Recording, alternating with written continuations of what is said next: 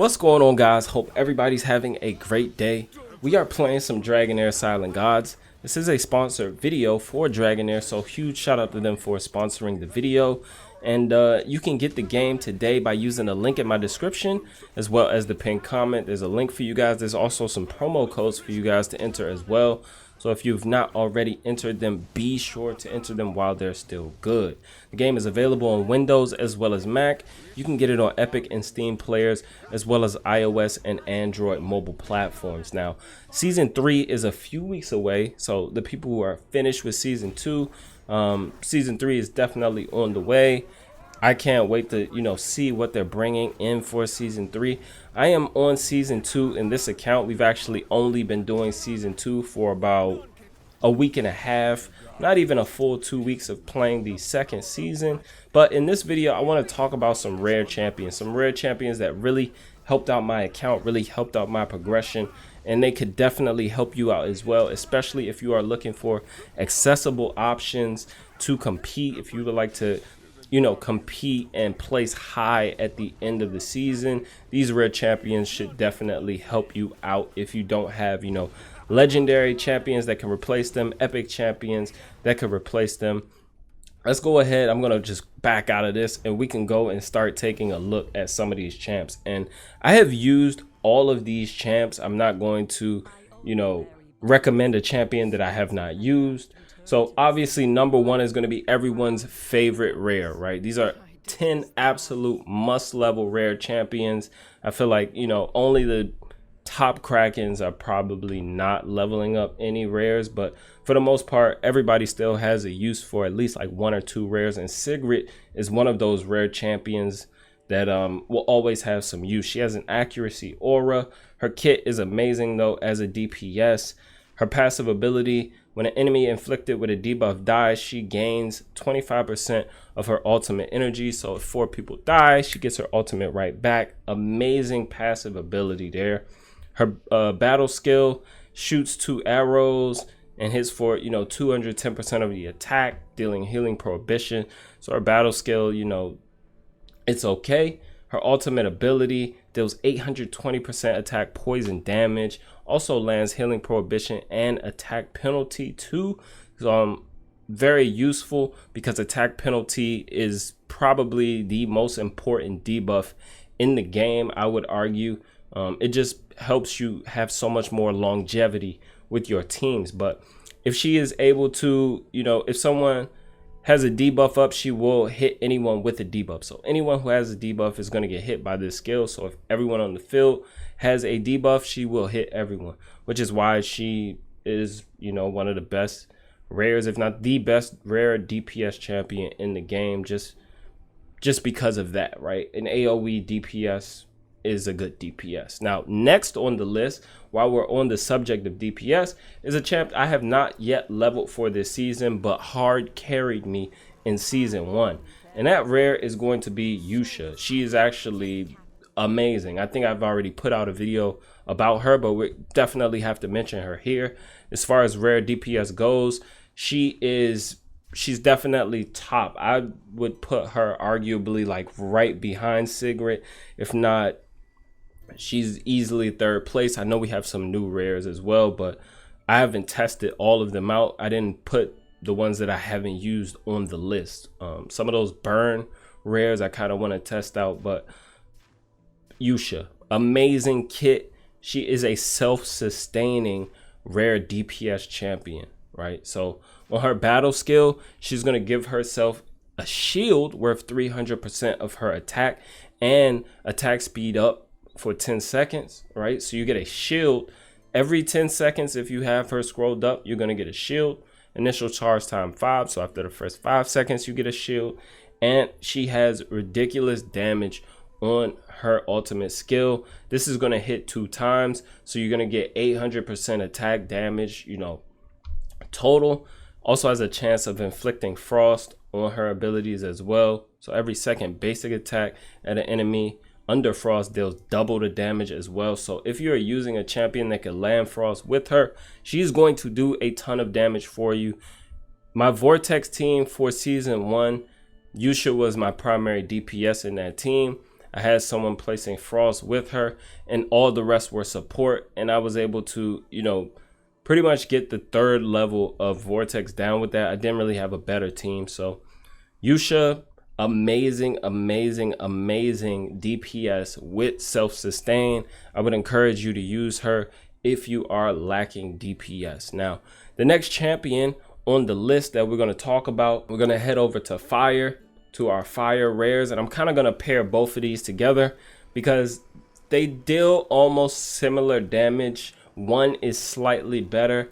They actually each have like their own things that make them good, and that's going to be Bronwyn and Nita, which both of them are actually pretty good DPS champions, right? So let's talk about Nita first, who I would say is arguably the better one, but they both, have a decent amount of damage that they can bring. So she increases her wild success rate. She has a 60% chance to, proc it. So that's great. You're going to get wild checks, which is going to increase your damage. Her battle skill unleashes a fireball, dealing 350% attack damage to the enemy, right? So single target damage. Another single target on the ultimate, dealing 800% attack fire damage there. So solid champion for sure. You scroll her up, her ultimate recharge time is really low when you scroll it up. This is one of the lower ones, so you can get that down to about 16 seconds. Initial energy also down to 12 seconds. Amazing, timing on the ultimate skill. So you're going to get a lot of damage out of this champ if you scroll her up. Now, Bronwyn is very similar. His kit is very similar, except on his battle skill, he actually gets 20% attack up, which is huge, right? Because attack up, increased attack can help you do some big damage. His passive ability, each successful wild check by allies grants a damage bonus to the hero's next basic attack. So he gets a bonus to his basic attack. He gets additional attack up on his battle skill and 750% attack fire damage, single target. Also ignores shields. There's not many places you're going to have a shield up other than like the Grave of Curse will have a shield up at any point in time. This will ignore that shield. And as you can see, this is a pretty standard recharge time for ultimate ability. So this is where Nita starts to get better than him, is just because she can start to overlap with more ultimates and, do more damage. And, her ultimate, actually, the multiplier is higher, so she's going to do more damage anyway. But yeah, 2 solid, rare, wild heroes that I actually used. I used them quite a bit for the Copper Dragon, which you're going to face at the end of the season, toward the end of the season, when you do otherworldly exploration. So 2 definitely awesome wild heroes. Thea is also a solid wild hero there, but she just didn't make the list. We can all, we can go all day about rares that are going to be solid for you. Biggs also solid burn champ, but I have not tested him myself. So moving away from DPS champions, let's talk about a few support champions, a few support rares that are actually kind of OP. The first one is going to be one that we get for free, Hexandra. Actually a solid support champion. I see a lot of people who consistently use her, through the entire first season, when starting out. So people already have an idea that she is an amazing support and can be an amazing support. She's providing AoE heal in the ultimate, single target heal here, which you can obviously increase with artifacts and whatnot. And her passive ability, when healing allies with HP below 40%, the amount of healing is increased by 30%. She also has a cleanse on the battle skill. So you get a cleanse, you get a heal, you get pretty much everything that you would need from a support minus a shield, right? So she is a solid support champion, support healer. I used her the entirety of the first season. I have not used her since in the second season because I actually pulled a Lego that does some healing, and I'm using an epic that provides recovery over time. So at this moment, I have not invested in her. We may or may not invest in her as time goes on. I feel like I probably will need to, but let's talk about the next support champion who is on the list, and that is actually going to be a Necrosis rare. one of my favorite rares, and that is Megan. I feel like she has a lot going on with her kit, a lot of good things going on with her kit. She provides some heals for you as well. She can also dispel defense penalty from allies, so kind of a very specific cleanse, but it's still a cleanse. And defense penalty is one of the debuffs you absolutely don't want on you. It can destroy you.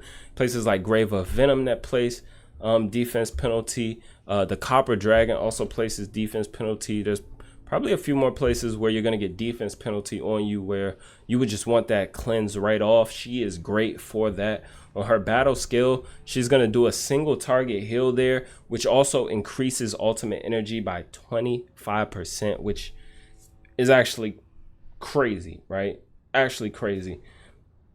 AoE here, we get defense up and recovery over time, so you get some heal there and you get increased defense. It's only defense up 1, it's not defense up 2, but it's still very helpful. So this is an amazing support champion. You're going to get a boost in your ultimate energy. You get a, cleanse of sorts if there's anywhere where someone is placing defense down on you or, defense penalty on you, and you get some recovery over time. So you get solid heal, solid cleanse, a boost in your ultimate energy.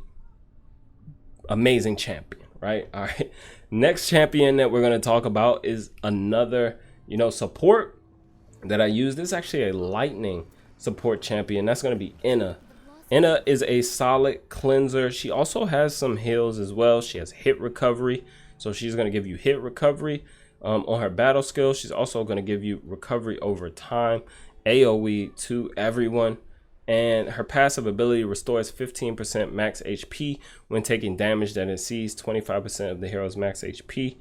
So this is solid as well. So some self-preservation in her kit while she helps your team, while she supports your team. Now, I feel like there could be a bit more in her kit. She also has a cleanse. I forgot to mention there is a cleanse in her AoE as well. Here on the ultimate, it does cleanse 1 debuff. So this was a champion that I leveled for Copper Dragon.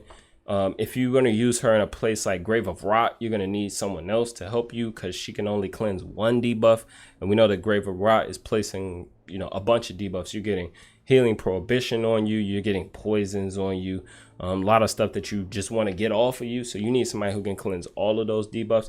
She can be a support in there to help you get one of those debuffs down, but you're going to need someone else as well. But solid champion, you get cleanse, you get heals, and yeah, she is very usable. Now the next champion that we're going to talk about, the next support, is actually should be right here. Yeah, right next to her, Irina. Irina has an amazing support kit as well. Passive ability: when the hero deals damage to enemies by skills, grants a 10% target max HP shield to the nearest ally for 10 seconds. This effect can only be triggered once every second, right? So a bit of a cooldown, but not much, right? And you can scroll up that shield a bit, which is huge because shields are very, very, very important in this game. If you don't have the defense and HP stats that you need, if you can't get the right damage mitigation, a shield is the thing that can come in and really make a huge difference for you. So she has a shield on her passive that is going to place whenever she touches the enemy, essentially, right? And that's going to be based on the champion's target, the target champion's max HP. Her battle skill is not anything crazy. It just deals a little bit of damage, right? Her ultimate ability deals 710% attack lightning damage to the enemies within range, also placing attack penalty 1 for 10 seconds. And obviously at 2-star, we get the attack penalty 2. Also a opportunity to dispel 1 buff from them. So anywhere that you need to dispel buffs, right? So if you need to take the buffs off in Grave of Curse or in, not Heretical Ruins, but the Ancient Battlefield, you might need to remove buffs there, right? Anywhere where you need to take buffs off of your opponent, she can remove 1 buff, also placing attack penalty, which, like I said earlier, is one of the best debuffs, if not the most important debuff in the game. But solid support champion. Let's talk about the next few champions. I got a couple tanks on the list, and we got a couple of CC champions. So let's actually talk about the CC champions first. and we're going to go to poison, and we're going to talk about Letalis. Letalis is an amazing rare champion. This guy has a fully loaded kit. He also has a captain aura, increased attack, which is huge, right? You get increased attack in dungeon battles. So if you are using him in any of the dungeons, which I use him in my goblin team, my main goblin team for season 1 and season 2, you're going to get that boost there. His passive ability, whenever the hero deals damage, he's going to get a chance to place attack penalty, which is huge because now you don't need to wait on anyone's ultimate to place attack penalty. This guy gets a chance every time he does damage. On his battle skill, he deals, a little bit of single target damage, and he reduces ultimate energy. So this is useful in places where you need to drop ultimate energy, like the, the Child of Chaos battle, where it really helps if you are dropping the ultimate energy. Otherwise, you're not going to really be able to get it done unless you have a ton of, just skill haste, or like crazy skill haste, or a ton of damage, right? So he's going to be reducing ultimate energy. Copper Dragon, somewhere else you also want to be manipulating the ultimate energy. That way you can reduce the stacks of damage that the boss does. This guy is great there. This guy's honestly great as a support everywhere in the game. Also can place heal reduction and healing prohibition on his ultimate ability. So this dude is he's pretty lit, I must say. That's why you see him leveled up. I don't have many rares leveled up right now for this season. As you can see, I only have, Sigrid, Forbrit. We've actually got Nord up here and Letalis. So we haven't started leveling the rares yet. I haven't started, expanding all of the teams that I need. But as you can see, he has already been leveled up. I've been using him quite a bit because, still in that ultimate energy. Well, reducing that ultimate energy is huge. Attack penalty, huge. Getting buffs everywhere, debuffs everywhere, huge for my Sigrid. And not to mention this increased attack aura. This aura is just great, right? So next on the list is going to be somebody else who is also in poison. And that is Dinch. This is somebody that I also use quite a bit, mainly as a debuffer. He can do a little bit of damage, but he's not really there for damage. He's really there to put up poisons, keep buffs up so that Sigrid can, do what she does. And he's actually great at this. So he actually is going to get an opportunity to place poisons on his battle skill and his ultimate skill. So his battle skill fires an orb, right? And it's, has an area of effect. It's not completely AoE, but it does, hit multiple enemies. And he can place, one stack of poison on them. On the ultimate skill, he's going to spray a poisonous mist to the area. That's interesting wording there. But yeah, same area as the battle skill, and put up, another stack of poison. And he's going to keep putting stacks of poison up. But solid champion if you need someone to come in and be like a debuffer, or someone to enable your Sigrid and you don't have like a Varesh, or you don't have someone else, you haven't built Letalis. You should have every rare, right? It's very easy to acquire all of the rares in the game. Most people will have all of the rares in the game. Solid champion. I used him quite a bit. You don't have to use him. Pretty sure there's a number of people you can, pick to place poisons for you. I just really, like that he places a ton of them and he places them fast, right? So on his battle skill, we can get that up fast. That's what you want. You want to enable your Sigrid quickly. You don't want to have to wait on an ultimate skill to do it all the time, especially when she's gaining ultimate energy every time someone with a debuff dies. So you kind of need someone who can keep placing debuffs constantly, and that is what Dinch, that's what I use Dinch for. I'm not saying he's the absolute best, but that is what I used him for because I went heavy on poison for season 1. Now let's move on. We only have one champion left on the list, and that is going to be Forbrit, right? So Forbrit, ice tank. And you're going to get him very early. You're going to get him at the start of the game. You're also going to get Horus. So you're probably going to put a lot more time into Horus, right? But eventually you're not going to be able to use Horus everywhere because you're going to have to progress, the flame domain, right? So in order to progress flame domain, you want to do it early. You don't have another tank. Forbrit solid tank option. Why? He has a stun right on his ultimate ability, so he can give you some control there. Also places knocked up on his battle skill. He's not coming in with a lot of self-sustain, so unlike many of the other tanks, he doesn't like place a shield on himself, doesn't place hit recovery, things like that. But when taking damage from an enemy inflicted with a debuff, it reduces the damage taken by 30%. So as long as you have, CC champs, debuffers in your, comps that you're using, if you're using 4 Brit, say you're using a, ice team or what have you to complete flame domain, this guy is great. I also used him pretty much everywhere. I could not use Horus in season 1. I think I only leveled up like maybe 3 or 4 other tanks. Some of them were epic tanks though. But as far as rare tanks goes, this guy is a great option for sure. And he can help you out with some of the basic areas of the game, basic dungeons where you need. He's not going to provide a lot of self-sustain for himself, which is his only downside. But he does provide some control for your team, and you can get him healed back up. That stun for 5 seconds will definitely give you some time to, get your ultimate energy back up, get into those battle skills, those support champions that heal on their battle skill as well as their ultimate skill. You want to be running one of those with him to make sure that he is consistently alive. That is all of the champions on our list though. I may have went over 10. I think I might have went over by like 1 or 2, but hopefully this video helps someone out. These are the rare champions that really made a difference for my account in season 1, and we were able to place pretty high in season 1. So if we review here, so I was able to place 92, which I don't know how I did it towards the end. I made as many teams as I could for the Copper Dragon. I put up a ton of damage. I didn't do well at all with the world bosses, so the continental challenges. I did horribly with that because it was earlier in the season.